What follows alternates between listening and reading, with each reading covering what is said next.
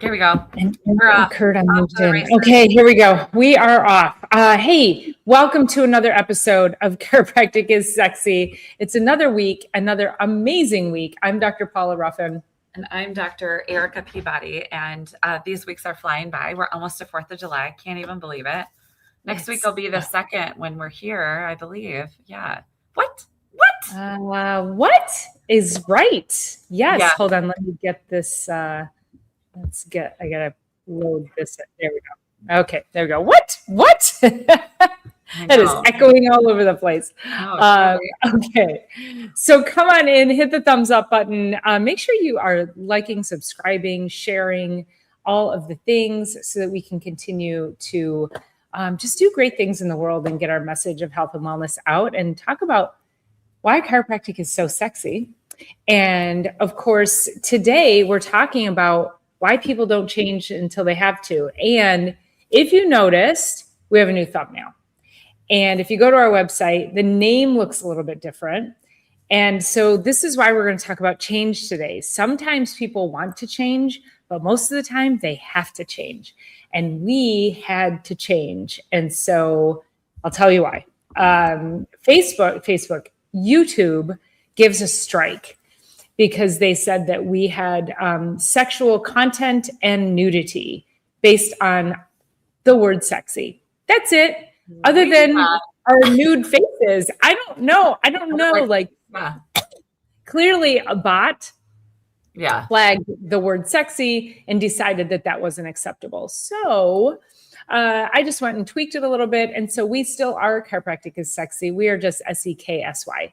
So hopefully saying that won't, I'm hoping just saying that won't be a flag, but we'll see. We'll see. I don't know. I know, Tia. Yes. Listen, Tia, we missed the nudity too. Okay. So I think we all missed it.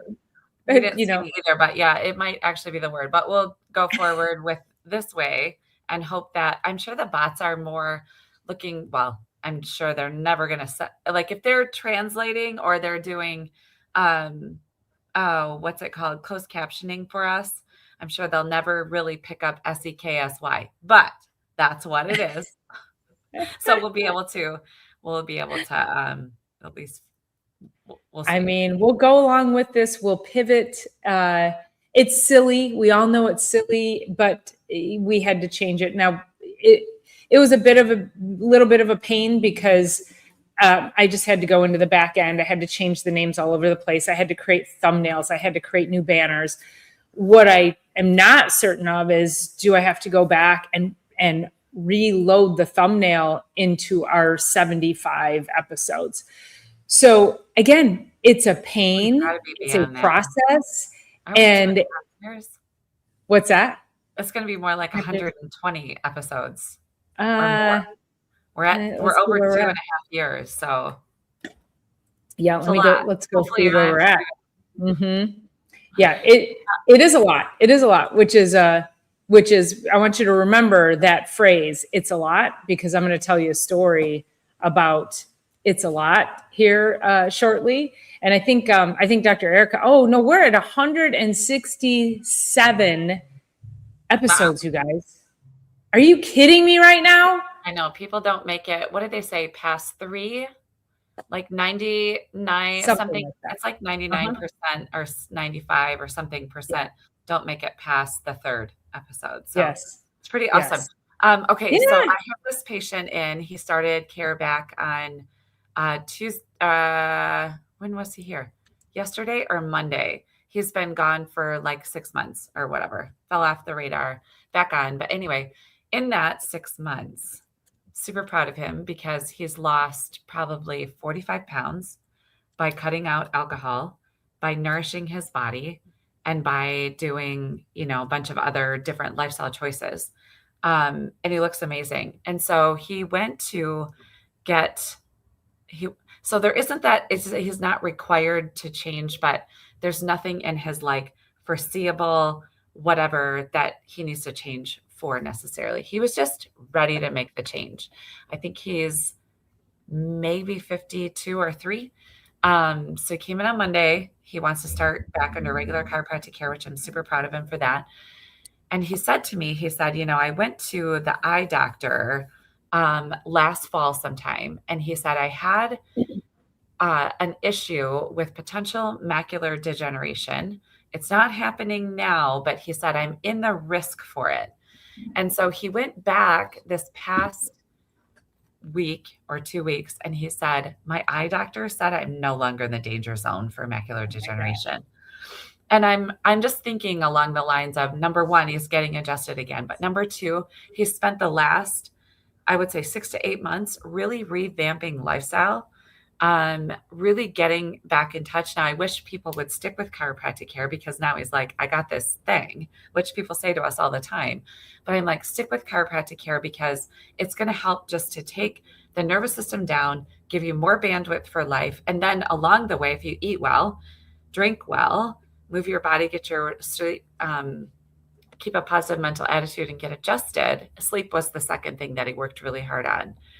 And so I said, this is awesome. It's so awesome where you're at right now, but this is what I want you to do. I said, I'm super proud of you. Your health has made major changes. In the fall, he's a teacher. In the fall, you're going to go back to the classroom. I want you to think right now, what are the things you can put into place? What are the habits? What days of the week can you put your workouts in that's going to fit you when the fall starts again, when the winter comes? Like, yes, it's so awesome, all the changes. And I said to him, it's so awesome that you made all these changes, because a lot of people wait until they have a severe health crisis before they actually do that. And so as he's seeing all these other things kind of unwind in his body, it's really, really awesome. So yes, change is often required from a health crisis. Super proud of those that are making changes just because they need to make some changes. Love and I often wonder how rare or how common that is, where people make changes because they don't have to, where they're just like, they're just really not feeling great. And that's part of the inspiration for coming up with this topic this week was because we had to change the name. And it's not like it was that big of a deal, but it's change. And I think a lot of people have resistance to change. And again, there's a lot of moving parts to make sure that I have to change it in multiple places. So it's a process, it's a thing, it's clunky. And I think a lot of people will take that, and when we apply it to our lives, it's a process, it's clunky, it feels different, it's foreign. And so no matter how bad the bad is, if bad is comfortable, new can sometimes feel uncomfortable, even though we know it'll be better. So people will often stay in that poor place. And so I had this patient that came in, and I think I've told this story a couple of times, but I think it's just worth repeating. It's a great example of what happens when she had been through the medical model. She wasn't feeling great. She's going to be 60. She's roughly around that age, in that very common place of, I feel like complete garbage, but my doctors tell me everything's normal. She has been under stress for years, she said, like complete nervous system dysregulation. It's showing up in her gut health, in her mental health. She's not sleeping well. She has none of the lifestyle habits on deck. And she said, I don't know what to do, and I don't know why.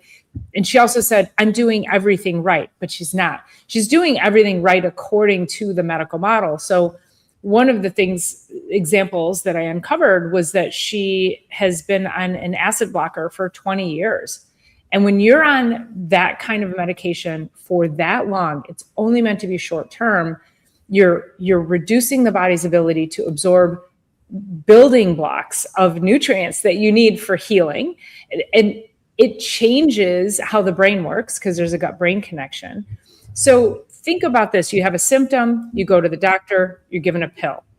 And then I give her a write-up, and I'm like, this is what it's going to require. And I hit all the lifestyle pieces, plus chiropractic, nutrition, all of that. And she replied back and she said, that's a lot. Wow, that's a lot.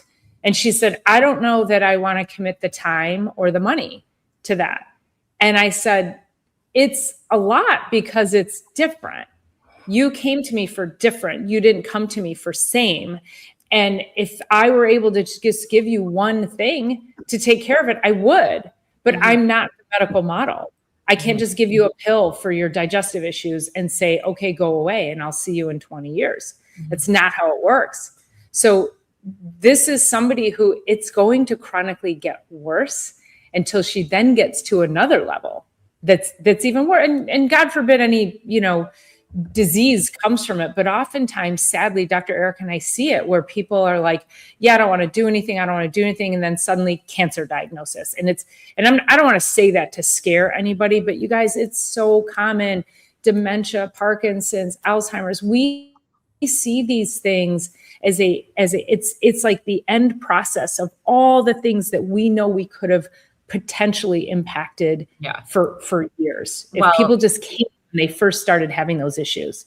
We talk a lot about, well, I'm just going to bring this through this way, but we talk a lot about AI these days and thinking about the medical doctors that are getting their degrees using AI these days, right? So what I love about our profession is that nothing takes away from ever being able to do that without my hands.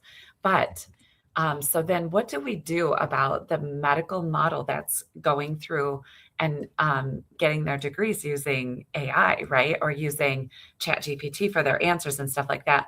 And this is your answer. Take even better care of yourself. Take even better care, because quite frankly, I'm not interested in those kinds of models. And I just had this long discussion this morning about the medical model and HRT in particular. And it's like, you talk about it before, it's this titration. It's like things are going a little bit haywire. Then your body does its best to adapt to that. And then it goes a little bit more haywire and body steals. And so hair is falling out because the body needs the minerals and it doesn't care about the hair. It cares about the vital organs. Or whatever. There's so many different symptoms, but the body starts adapting to crappy lifestyle choices. And now all of a sudden we're in this severe diagnosis, but this has been going on all along. And now those that are diagnosing, quite frankly, I don't want to be under that kind of care anyway. So what can I do? What can we all do? Take even better care than ever before. Mm-hmm. It is a lot. It is a lot. And patients say, well, for how long? I'm like, the rest of your life. Mm-hmm. Like, there's no way around it. So how long do I have to do these stretches for the rest of your life? How long do I need to tend to my body and like tenderize my muscles for 20 minutes a day, which is what we always recommend, the rest of your life? How long do I have to walk 20 minutes a day or do the equivalent of a workout every single day, the rest of your life? How many days do I have to do this like hydration thing the rest of your life? And there's not a silver bullet out there.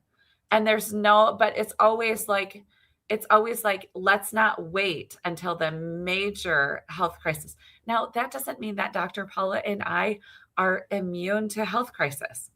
We're not.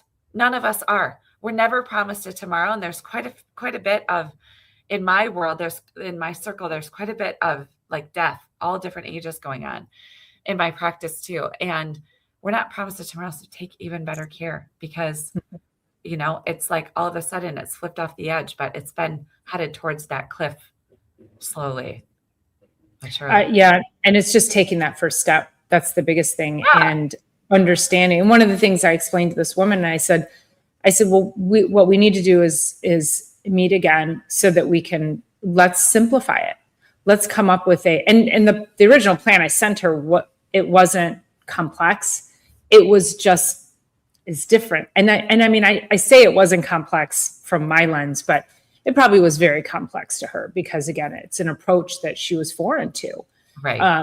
But I did share with her, and I said it in a very loving way. And I said, where you're at today, I'm just going to paraphrase what I said, and it's going to sound really bad, but I promise you I said it a lot better. But basically I was saying to her that what I see is that you're saying you're going to put it off now, and then months will go by, a year will go by, 2 years will go by, and 5 years will go by. And then you're going to wish that you had taken action when you had the opportunity. When you think today you feel really badly and 5 years goes by and now you feel even worse, and then, or you're dealing with some weird autoimmune thing, or again, God forbid, some chronic diagnosis, some neurodegenerative issue, which we see a lot of, we're seeing a lot of neurodegenerative issues these days.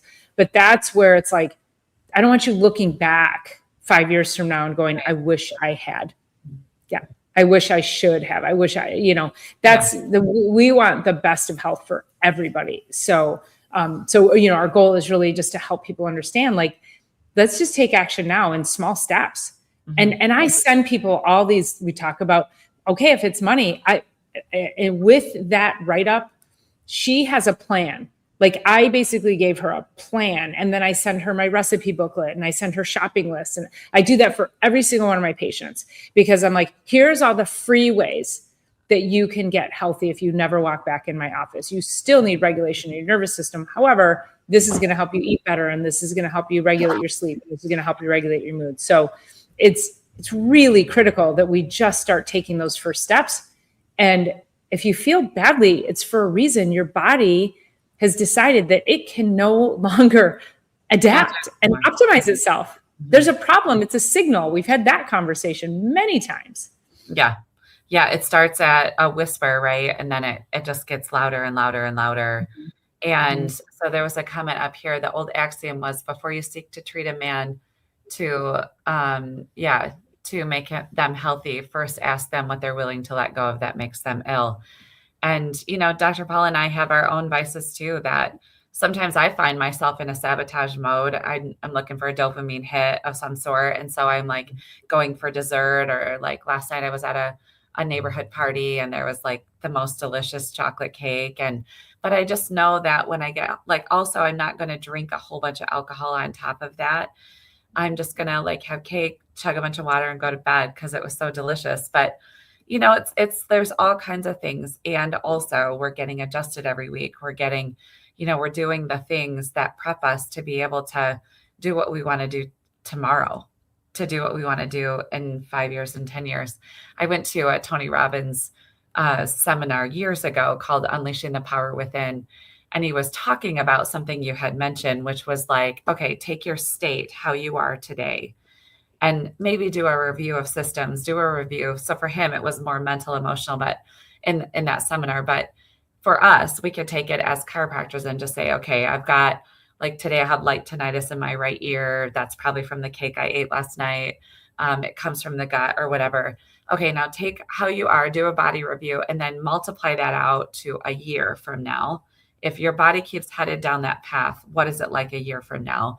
What is it like 5 years from now? Multiply it by 10 years from now. Get yourself out from this point forward to your 75th birthday.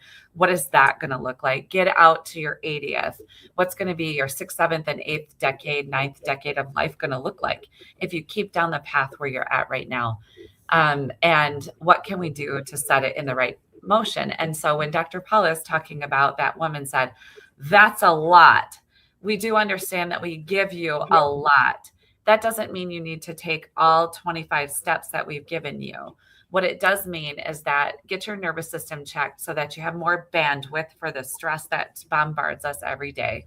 And then use that bandwidth to make 3 or 4 choices. Flip over one rock, do one thing, do one thing or 5 things out of the list of however many you get, and start to head in the right direction, because it's all very slow until it's all of a sudden titrated to a disaster of a body and disaster of health.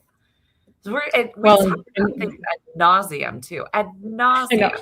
I know. If you've been here before, it's just the message tied up in a different package every week. That room. Yeah. So this comment, I have the beginning of glaucoma and learned recently from my eye doctor that glaucoma is linked to Alzheimer's. What should I eat, drink to prevent Alzheimer's and keep glaucoma from worsening?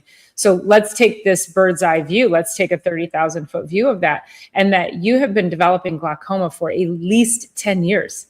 You don't have the beginning of glaucoma. You had the beginning of glaucoma 10 years ago. That's how those types of chronic diseases work. And the reason it's tied to the Alzheimer's is because you lack the nutrients, like glaucoma, macular degeneration, all of those eye issues. That's eye health from poor nutrient absorption, and your brain it's no different. So yes, it's probably likely, and I don't know if that's correlation, causation. I don't know. Just trying to answer that question. Just from a high level perspective, is that anytime the body does not have the resources and the building blocks, things are going to go wrong. And it happens slowly until it's the titration effect that Dr. Erica mentioned that I always talk about. It's like one drop of potassium permanganate in clear water, one drop, until 100 drops later, the whole thing turns blue. It takes one drop to turn it blue, but yet that thing's saturated with potassium permanganate until that extra drop comes in. That's what your beginning of glaucoma is. You are titrating up, and then boom, now you have a diagnosis of beginning of glaucoma. So what can you do? That's a big question, and we don't have time to answer what should you eat, drink, and prevent that. But you have to clean up your diet, like get rid of the processed foods, the seed oils, eat water, like all the things we talk about on this channel. So one thing I was going to say is, what should you do? And here's the number one thing not to do, is to go directly to the medical doctor and ask them that question, because this is one of the things we're trying to shed light on all the time. Yes, it's a medical diagnosis. Yes. And they don't have answers for that, because most medical doctors, most general practitioners, as well as all the specialists, they're never addressing the things that are getting us to this point. You didn't catch the glaucoma from walking by somebody with glaucoma. We don't catch cancer. We don't catch other chronic illnesses and diseases. I'll give you this. We can have a genetic propensity, potentially, but lifestyle choices are what get you there. And that's why we're here talking about this, because you want to start asking different people, what can you do? So thank you for asking that. What can you do? We don't know you specifically, so we can't really say what we can do, but can tell you could run functional medicine down, which Dr. Paula does functional medicine. We can look into, there's probably like potentially high A1C somewhere. Mm-hmm. There's, fasting who knows, blood sugar regulation, usually metabolic health. Right. Dr. Paula, constant metabolic health. So there's a lot of things, but just like she said, it's not that it all of a sudden happened. It's been going on, but that's also, I love that you're asking the question to us, and that I want you to look for somebody in your sphere of influence and in your sphere of healthcare, or seek somebody out for true healthcare, rather than just looking for illness and sickness and disease. So it's an awesome question, because there's a lot that you can do lifestyle choice wise. Yeah. My grandmother and my sister both had Alzheimer's, and I know my grandmother had, So yes. So it's such a great question. It's a great question now. It's a great question for tomorrow. And then it's also so important to take the small actions that start to, should you go low carb? Who knows? But it's probably a good choice. We can't really say that from here. If you were in our offices, we could be able to do that, or seek us out. Aside from that, but yeah, there's potentially a genetic propensity, but all those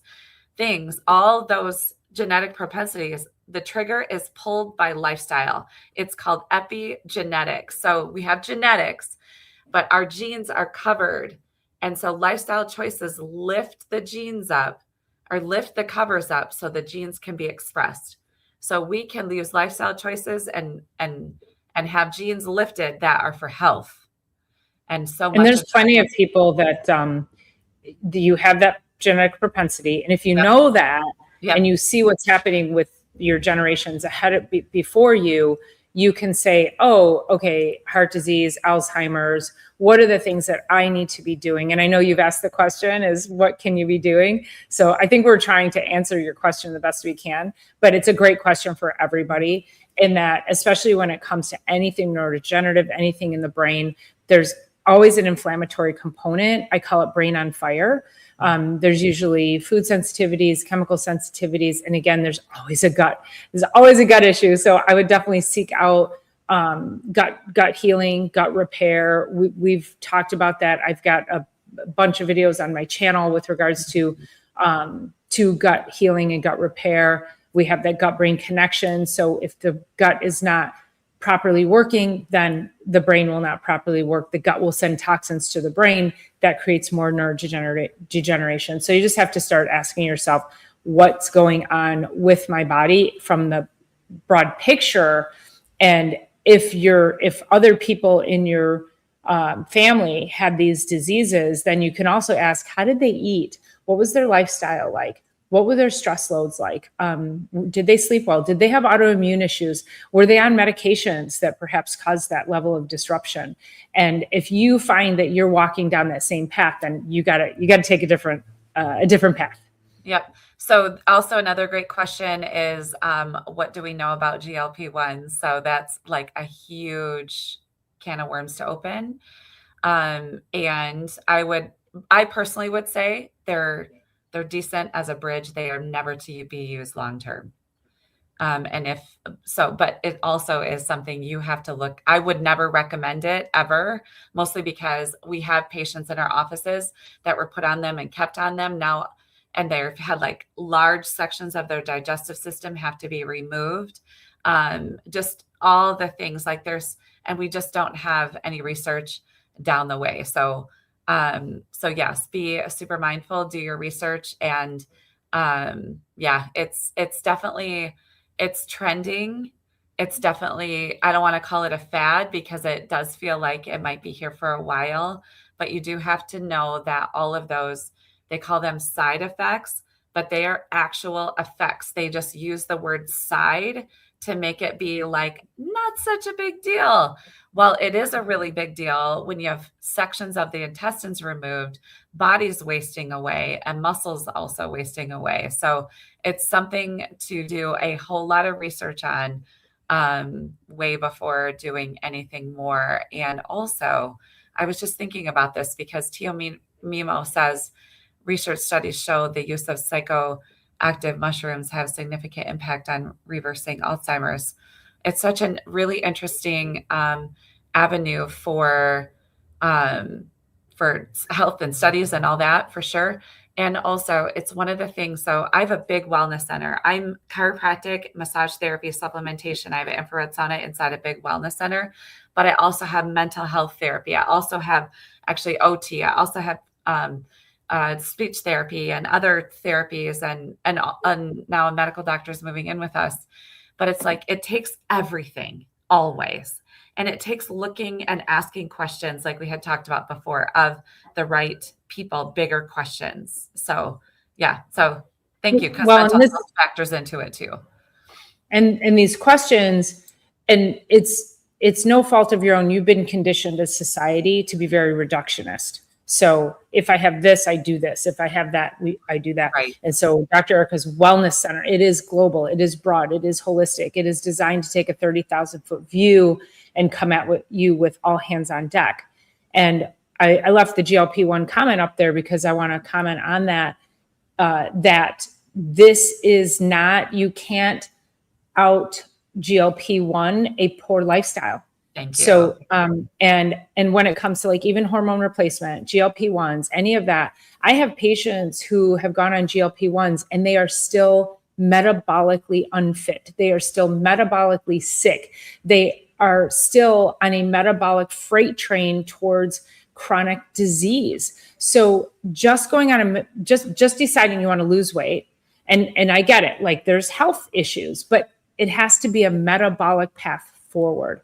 So you've got to do the lifestyle things. And that's where asking the right questions and working with somebody who's able to guide you, like somebody like me or Dr. Erica, or somebody within that sphere to be able to help you down that path. Because you can't just go, I'm going to go on GLP-1, but you still have poor gut health. You're having 2 bowel movements a week. You're not sleeping well. You're not hydrating. This is so common in my patients who've gone on these medications. And so thinking about it from that perspective. And then also even with HRT, hormone replacement therapy, if you are not putting all of the lifestyle building blocks into place, then you can't out HRT a poor lifestyle. It goes without saying. Yep. So, and then the last thing about the patches, I don't know about the patches. So I know GLP-1s are effective as injections. And so this is also where it is the wild freaking West out there that you're like, oh, the patches, that's good. I don't have to inject myself. But do they work? Do they work like, and what's safer? I don't know. I don't have the answer to that question, but I would ask, how does this work? And if they go, oh, it just works transdermally. No. What is the actual like biochemical action? When it goes through the skin, where does it go? How does it get to where it needs to go? And how does it do what it does? And what's the effectiveness of it? And people, you can't just say safe and effective. That doesn't work. We're out of that phase. So you might be wasting your money if you're like, well, I want to go on the GLP-1, but I'm going to do the patch because I don't have to inject myself. That's sheer speculation, you guys. Yeah. But that's how you have to look at those things. Right. So we have patients that have had so many different experiences. I've never been on a GLP-1. Dr. Paula hasn't been on a GLP-1, but we do work with people that are on them. And it's also just like Dr. Paula. I mean, you're going to hear that ad nauseum. You can't out blah, blah, blah, a crappy lifestyle. You can't out GLP-1 a crappy lifestyle. You can't. So as we go back and we talk about even the glaucoma, we will always sit on our principles of eat well, move well, think well, drink your water, get your rest, and get adjusted. So that's what you can do to help. Like, that's always going to be our answer. That's always going to be sort of like, that's our foundation as chiropractors of where we sit.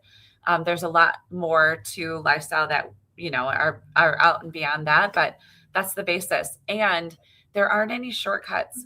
And I say this to the patients all the time.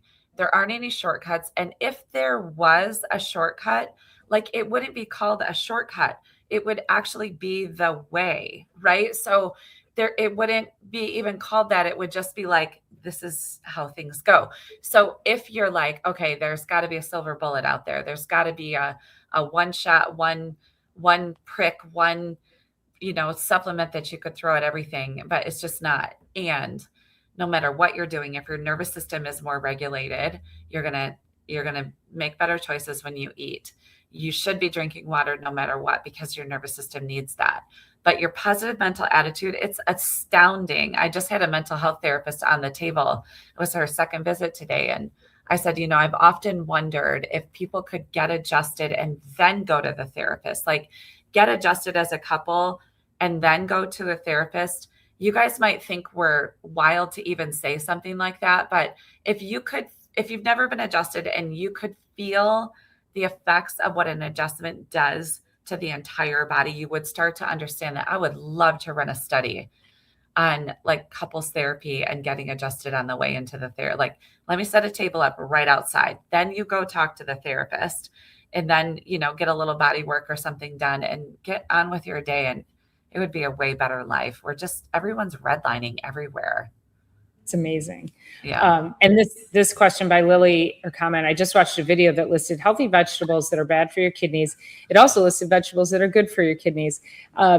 So this is what makes me crazy in the world of influencers, is that Dr. Erica and I are here just to help prevent this level of confusion. And if I can just guess what they were talking about, they were probably talking about brassicas, like broccoli, cauliflower, collard greens, anything in that particular family, because they are high oxalate formers, which can cause kidney stones. Okay.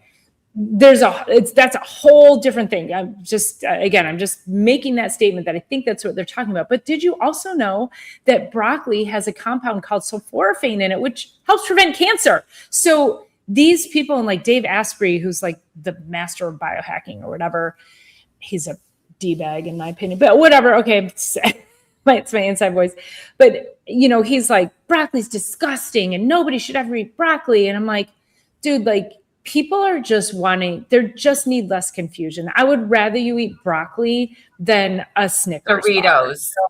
Doritos, exactly. And so what that does is it creates enough confusion, then it creates frustration, and people are like, well, why should I change? You told me broccoli's bad. I'm just going to keep eating my Doritos. So thanks for posting that, Lily, because it's a great example of just, in my opinion, it may not be misinformation. It's just poor information. Yeah, So you guys are awesome with the comments today. So thank you so much. I'm going through menopause now and may have my last cycle. So what do I need to do besides cut down processed food? Should I go on the Mediterranean in my diet? So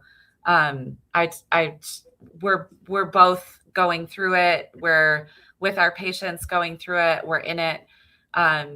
Blanket statement, I would say from my perspective and in my opinion, is that more whole foods, the better. And that doesn't mean anything except for if you're reading a bunch of labels, you're not eating the right thing. If you're looking at something and saying, this is broccoli, this is chicken, this is whatever, you're on the right track. So that is just a blanket statement of more whole foods. The more life you can put into the body, the more life you're going to actually give to the body. Like if I take something out of a box that's already doesn't have any life in it anyway.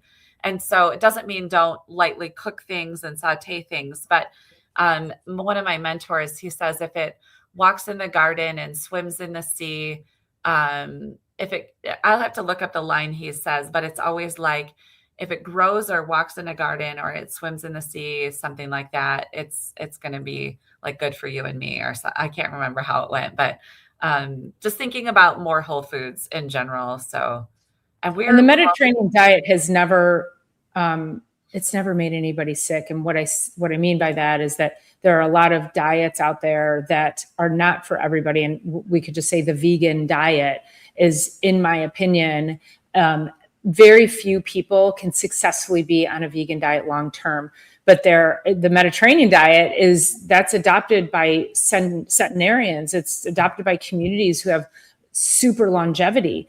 And so I'm Lebanese. My aunts and uncles are all in their 90s. Mm-hmm. We have longevity on, we're locked on the longevity piece, and that's how we eat because it's just how we were raised. So I think like, don't get into like, a lot of times, and women will be like, I should do keto because so-and-so did keto, or I should do vegan. Nope.